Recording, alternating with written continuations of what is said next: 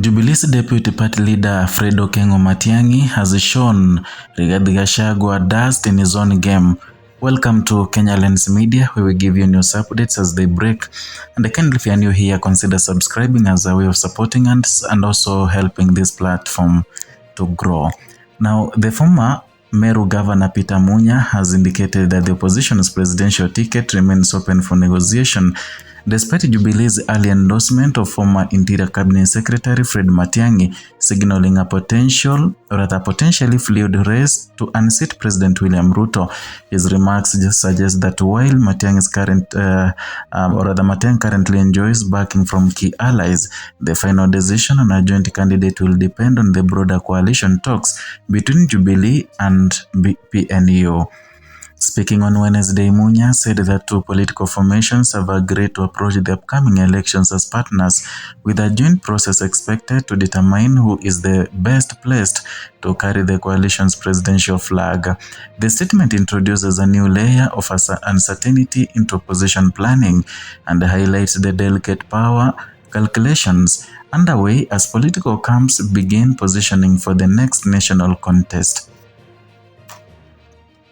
Munya comments come at a critical moment where opposition groups are working to avoid fragmentation that could weaken their chances against the incumbent of administration.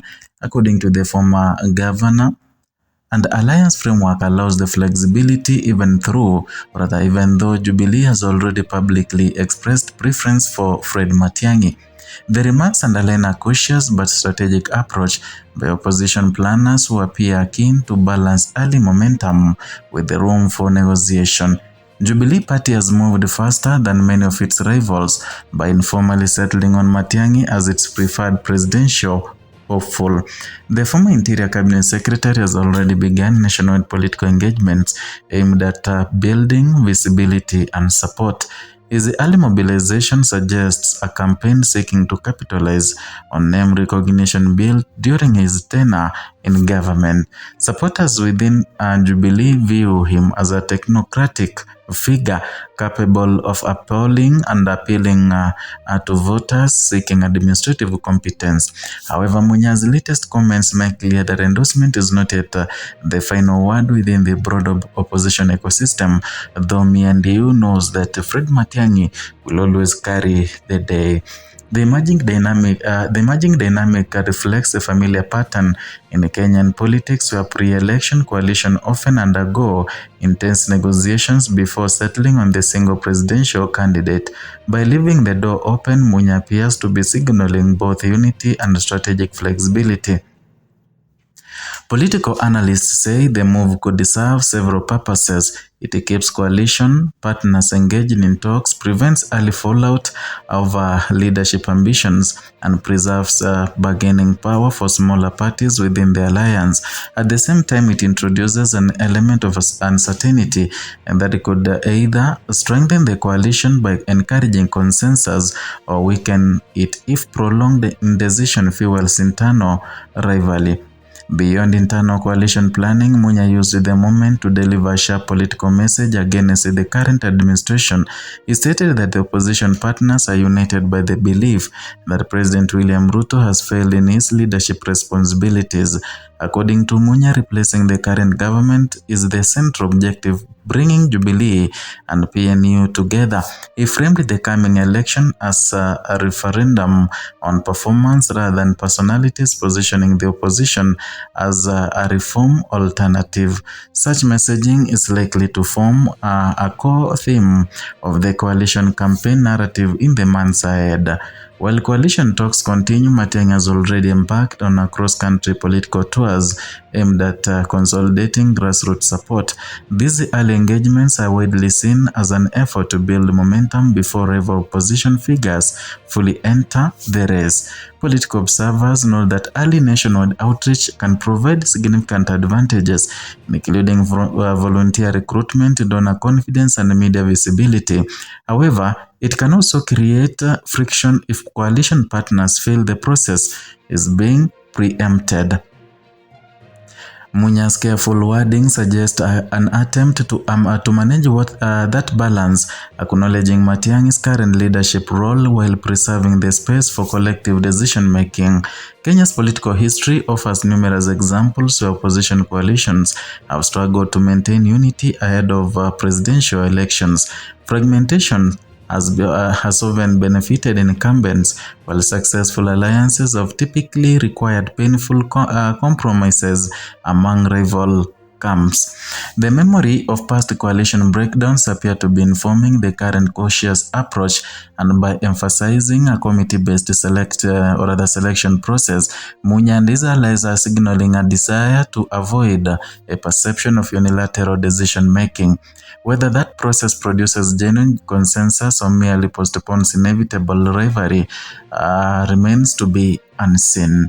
Munya's intervention also reflects the importance of regional arithmetic in Kenyan presidential politics. Coalition builders must often balance ethnic, geographic, and party interests, where selecting a candidate capable of assembling a national majority. Jubilee and PNU both bring distinct political networks to their table. Maintaining cohesion between them will likely require careful negotiation, not only over the presidential ticket but also over running mate selection, campaign strategy, and also power sharing arrangements. These behind-the-scenes calculations often prove as decisive as public campaign messaging. Any opposition strategy must ultimately contend with the political machinery of an incumbent president, and President William Ruto retains significant advantages, including the visibility and institutional leverage that come with the presidency. Opposition planners therefore face a dual challenge, building internal unity while crafting a compelling alternative narrative capable of persuading voters to abandon the status quo. Munya's framing of the election as a performance judgment suggests the coalition intends to focus heavily on governance outcomes, economic pressures, and public service delivery. The decision to keep the flag bearer question open carries both strategic benefits and political risks. On one hand, it allows the coalition to conduct opinion research, negotiate alliances, and also adapt the shifting political conditions. On the other hand, prolonged uncertainty can create perceptions of disorganization or hidden divisions. Voters often respond positively to clear leadership structures, particularly in high-stakes presidential contests. So much will depend on how quickly the proposed selection committee is formed, whether its process is viewed as credible and transparent. Peter Munya's latest remarks provide an early window into evolving battle lines ahead of the Kenya's next presidential election. While Jubilee has moved to position Fred Matiang'i as its standard bearer, the broader opposition coalition is clearly keeping its options open. This moment matters because opposition unity or lack of it has historically been one of the most decisive factors in Kenyan elections.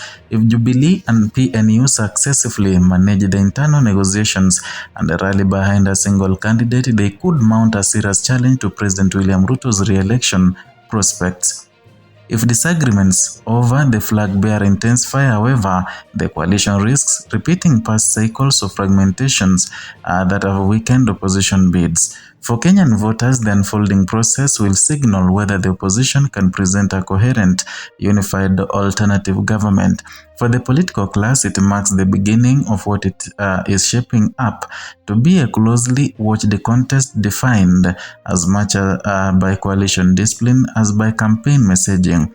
As committee talks begin and campaign activities expand, the coming months will reveal whether Matiang'i consolidates his early lead or whether the opposition's search for the strongest candidate reshapes the race entirely.